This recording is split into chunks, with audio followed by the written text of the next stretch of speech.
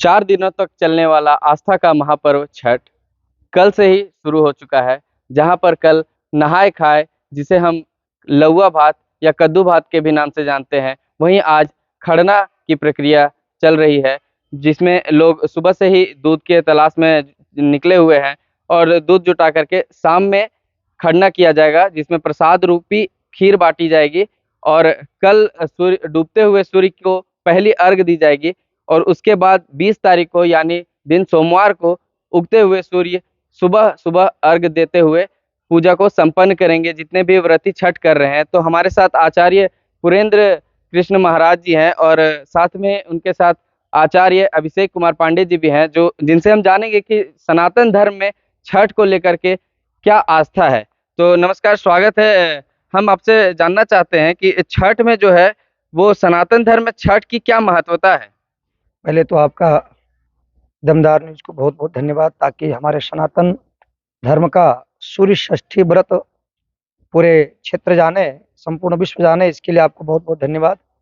देखिए, यह 4 दिनों वाले चलने वाले जो व्रत है, जिसे हम छठ मैया के नाम से जानते हैं, तो सूर्य षष्ठी ब्रह्मा की मानस पुत्री है और लोक आस्था का महापर्व या छठ जन कल्याण के लिए किया जाता है। विशेष रूप से निसंतानों की संतान की प्राप्ति होती है, निर्धन को धन के, और जिनके घर में रोग इत्यादि बाधाएं उत्पन्न होती है, वो अपने घर की सुख शांति समृद्धि के लिए सूर्य षष्ठी व्रत को करते हैं। तो यह सूर्य षष्ठी व्रत 17 से, जैसे आपने बताया ही है कि 17 तारीख से प्रारंभ हो गया और 20 तक चलेगा। 17 नहाय खाए से प्रारंभ होता है। तात्पर्य यह होता है कि हमारे यहाँ पवित्रतम से भी पवित्रम वस्तु को भी छठ में और पवित्र बना करके इसको उपयोग में लाते हैं। इसलिए यह सूर्य षष्ठी व्रत अत्यंत ही परम पवित्र व्रत माना गया है। सनातन धर्म में छठ की क्या महत्वता है। बहुत अच्छा आपका यह प्रश्न है कि सनातन धर्म में छठ की क्या महत्ता है। जैसे जैसे हमारे यहाँ सनातन धर्म में कई ऐसे त्यौहार हैं, व्रत हैं, जो अनेक तरह से मनाए जाते हैं। जैसे हमारे यहाँ होली वगैरह आता है, दुर्गा पूजा आता है, तो उसका एक अलग रूपरेखा रहता है। लेकिन यह छठ सनातन धर्म में परम पवित्र व्रत माना गया है, जिसको अनादिकाल से ही चला रहा है।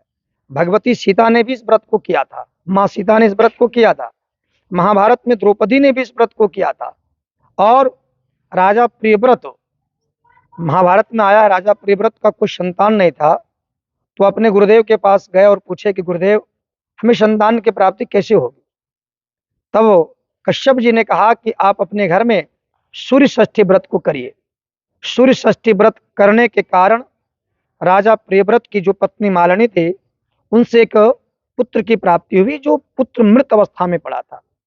प्रियव्रत उद्विग्न हो गया, व्याकुल हो गया कि मैंने व्रत को किया, उसके बाद भी मुझे मृत पुत्र की प्राप्ति हुई है। वो भी मरने के लिए, जलते हुए आग में जल करके मरने के लिए तैयार हुए। उसी समय सूर्य षष्ठी, षष्ठी माता, छठी मैया जिनको हम कहते हैं, प्रकट हो गई और बोली, बेटा तू मेरा व्रत किया है तो तेरा पुत्र मृत नहीं होगा। और अपने कर कमलों से माँ छठी मैया ने जैसे हाथ फेरा, वह बालक जीवित हो गया और जीवित होने के बाद वह बालक आनंदन और आह्लादित पूर्वक रहने लगा। उस दिन से सूर्य षष्ठी व्रत संपूर्ण विश्व में मनाया जाता है।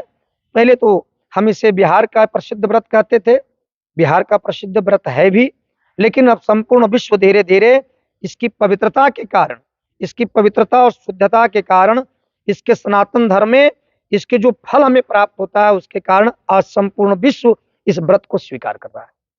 अभी हम देखते हैं कि सनातन धर्म में काफी सारे त्योहार हैं, लेकिन सबसे कठिन जो माना गया है वो छठ को ही माना गया है। तो इसके पीछे का क्या कारण है। देखिए, व्रत का मतलब होता है प्रतिज्ञा, व्रत का मतलब होता है संयम, व्रत का मतलब होता है अपने जीवन को भगवती के प्रति अर्पित कर देना। यह व्रत इसलिए सर्वश्रेष्ठ माना गया है क्योंकि इस व्रत में पूर्ण रूप से हमारे यहाँ व्रती लोग जो होती हैं, वो प्रतिज्ञावत रहती है। प्रतिज्ञावत की मतलब एक बार नहाए खाए के दिन एक बार पवित्रता से खाएं, फिर संध्या को लोहड़ जिसको हम कहते हैं, उस दिन केवल थोड़ा सा नाम मात्र का अपने मुंह में कुछ लेती है और उसके बाद षष्ठी के दिन पूर्ण रूप से निराहार, मतलब 3 दिन तक समझिए कि व्रत में रहती है। इसलिए यह व्रत अत्यंत ही लाभदायक और फलदायक है।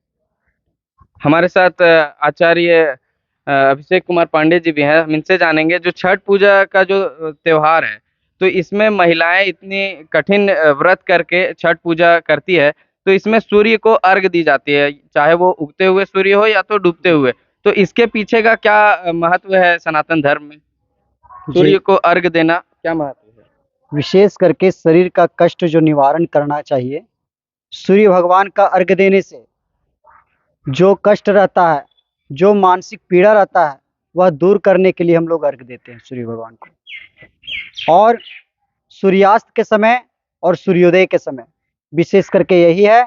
और यह व्रत जो रहता है 36 घंटा तक उपवास रह करके महिलाएं लोग भगवान की पूजन करते हैं, सूर्य भगवान का पूजन करते हैं और पूजन करके अर्घ देते हैं। ऐसा हम सुनते भी है कि जो साक्षात भगवान जो हमें दिखाई देते हैं वो एक सूर्य देव ही है। जी जी, यह सूर्य भगवान साक्षात देवता हैं, जल हैं, सब ऐसा सूर्य देवता साक्षात होते हैं। छठी इसी हम मैया की जो छठ माता की जो पूजा है वो कब से शुरू हुई है? यह अनादिकाल से चल रही है। चलिए, बहुत बहुत धन्यवाद। तो ये थे हमारे साथ आचार्य पुरेंद्र कृष्ण महाराज जी और आचार्य अभिषेक कुमार पांडे जी। तो इनसे जाना आपने कि छठ पूजा का सनातन धर्म में क्या महत्व है और इसे करने से कितने सारे फल प्राप्त होते हैं। कैमरा पर्सन अभिजीत के साथ मैं पारसराज, दमदार न्यूज़ के लिए धन्यवाद। और अंतिम में मैं जाते हुए आपसे ये कहना चाहूँगा कि अगर आपके घर छठ हो रहा है तो उसे हमें ज़रूर बताएं कमेंट बॉक्स में, ताकि हम भी जान पाएँ कि आपके घर भी छठ हो रहा है। बहुत बहुत धन्यवाद। जय छठी मैया।